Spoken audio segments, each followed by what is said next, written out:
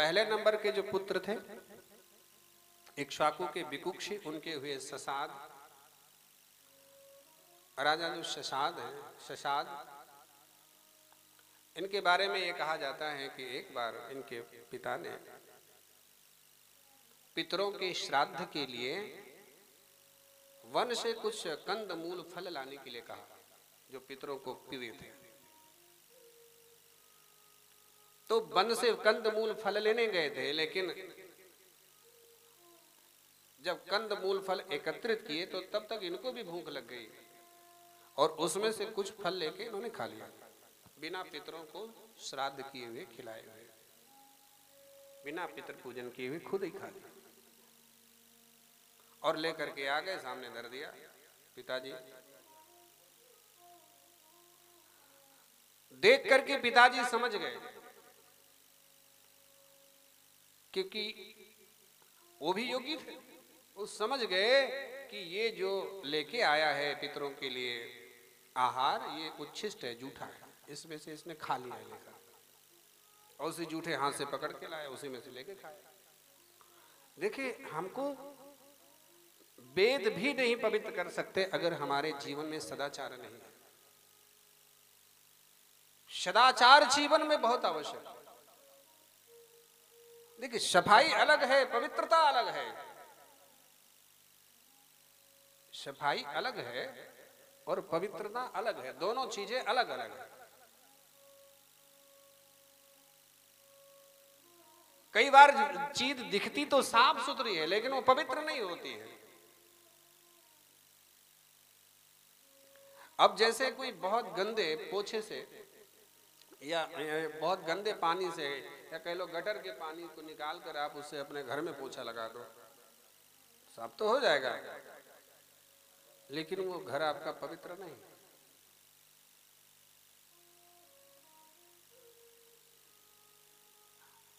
आप साफ सुथरे कपड़े पहने हैं और गंदगी का स्पर्श करके आ जाओ तो वो अशुद्ध हो गए, वो पवित्र नहीं रहे, फिर उनको धोना चाहिए।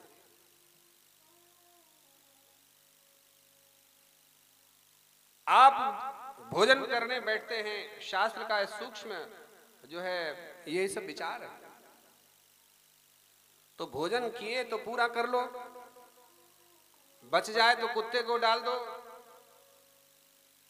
लेकिन ये नहीं है कि भोजन कर रहे हैं जितना किए, जो बचा वो फिर धर दिए संभाल करके, दोबारा फिर खाने के लिए फ्रिज में रख दिए, दोबारा फिर काम में आएगा, वो झूठा हो गया। दोबारा उच्छिष्ट भोजना श्वाना, खाने के बाद बचे हुए भोजन को दोबारा जो खाता है वो अगले जन्म में कुत्ते की योनि में जाता है।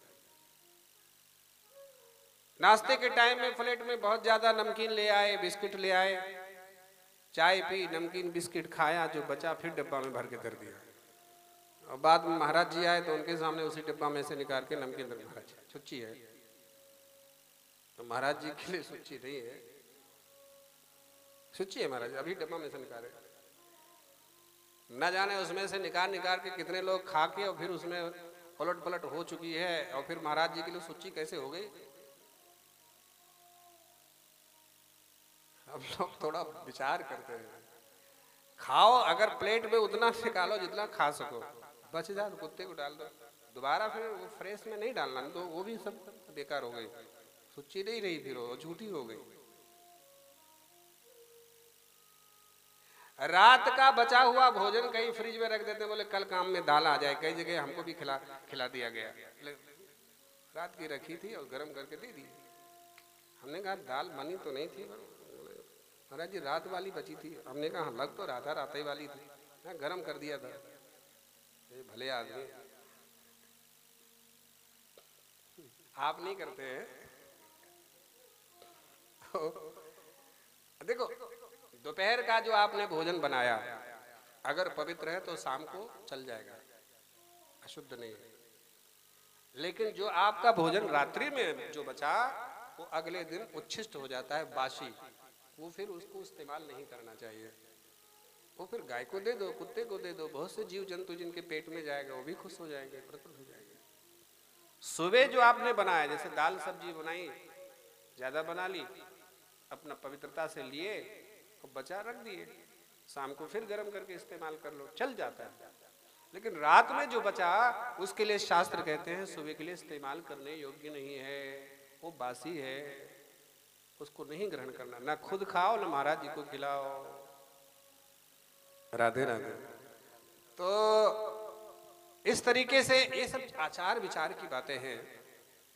आचारहीनो न पुनन्ति वेदा, आचार विचारहीन पुरुष को वेद भी पवित्र नहीं कर सकते।